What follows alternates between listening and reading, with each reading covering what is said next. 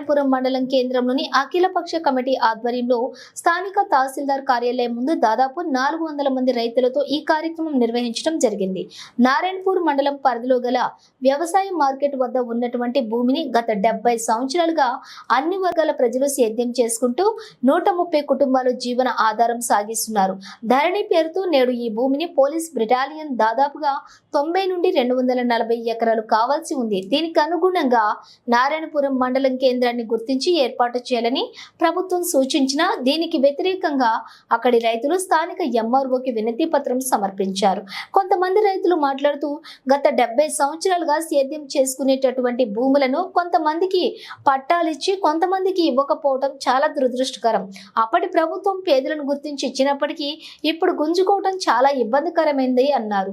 ఈ కార్యక్రమంలోని అఖిలపక్ష కమిటీ నాయకులు, సిపిఐ రాష్ట్ర నాయకులు కొరిమిద్దె శ్రీనివాస్, భాస్కర్, అంజయ్య, సిపిఐఎం నాయకులు దొడ్డ యాదిరెడ్డి, శ్రీనివాసాచారి, ఎంఆర్పిఎస్ నాయకులు వలిగొండ యాదయ్య, గిరిజన నాయకులు నరసింహ, రైతులు చిలువేరు పెంటయ్య, చిలువేరి నారాయణ, ఉప్పు ఎల్లయ్య, ఉప్పు రాములు, నరసింహ తదితరులు పాల్గొన్నారు.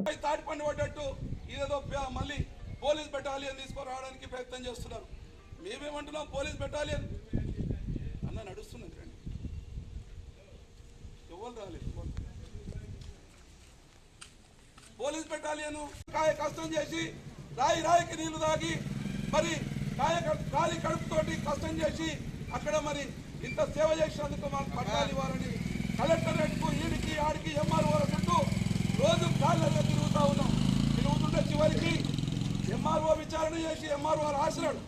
వీళ్ళ మీదకి వచ్చి 4 సార్లు సర్వే చేసినారు. 4 సార్లు సర్వే చేసిన తర్వాత సర్వే రిపోర్టు ప్రకారం మళ్ళీ పట్టాలు ఇవ్వలేదు. దీనికి వచ్చినాక మొత్తం ఏదైతే ఫైల్ తయారు చేసుకున్నాక ఆర్డీఓ తర్వాత కలెక్టరు తదితర శాఖల వారిగా వాళ్ళు ఫైల్ పంపించారు. ఫైల్ పంపించిన తర్వాత ఆ ఫైల్ తర్వాత చివరికి కలెక్టరు మా మీద దయదలిచి ఆ బాధ విని ఆ గోడు విని మేము కంట నీళ్ళు పెట్టుకున్న వాళ్ళ ముందర పోయినటువంటి రైతులను ఏడ్చినాం.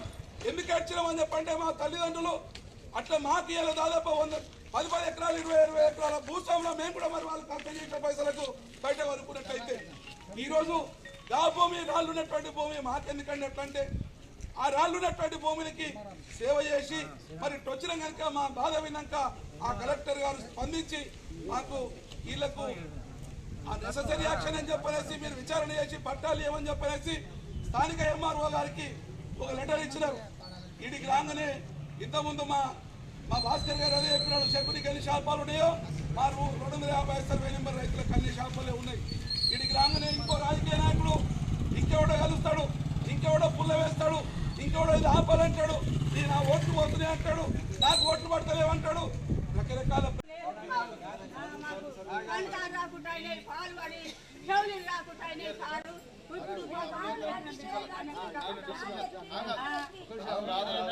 తహసీల్దార్ డిసిజన్ లేదు. ఇప్పుడున్న యాక్ట్ ప్రకారం గవర్నమెంట్ కలెక్టర్ ఆర్డీఓ కలెక్టర్ గారికి మీ నివేదిక అందిస్తాం, తప్పకుండా న్యాయం చేస్తాం. అప్పుడు ఉన్నప్పుడు ఏమైందంటే కృష్ణ సార్ పార్టీలన్నీ కూడా నిరంతర భూమి కోసం కొట్లాడుతున్నాయి. ఎవరి కోసం? పేదల చేతుల్లో భూములు ఉండాలని. పేదల చేతుల్లో భూమి లేకపోతే రేపు పొద్దుగాల పెట్టుబడిదారి వ్యవస్థ ఏదైతుందో రేపు పొద్దుగాల పెట్టుబడిదారి వ్యవస్థ మమ్మల్ని జినగలేక పీక్కంటే ఏం చెప్పనేసి కమ్యూనిస్ట్ పార్టీలు చూపించిన యువజన పార్టీ మరి ఈ రోజు కూడా చెప్తున్నాం, పేదల భూములు పేదలకు ఇవ్వండి, మేము అమ్ముకుంటోళ్ళం కాదు, ఉంచుకొని సేద్యం చేసుకుంటోళ్ళం.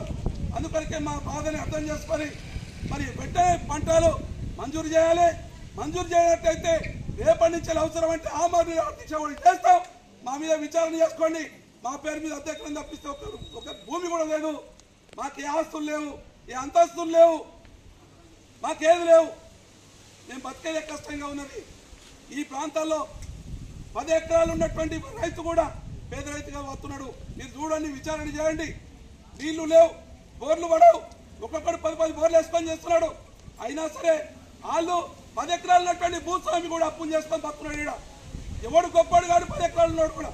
వీళ్ళు రేట్లు పెంచి భూమి ఉన్నాడు 10 కోట్ల అధిపతి, 20 కోట్ల అధిపతి అని చెప్పండి. ఓడండి 10 ఎకరాలు ఉన్నాడు 10 కోట్ల అధిపతి కాదు, వాడు దున్నుకుంటాడు.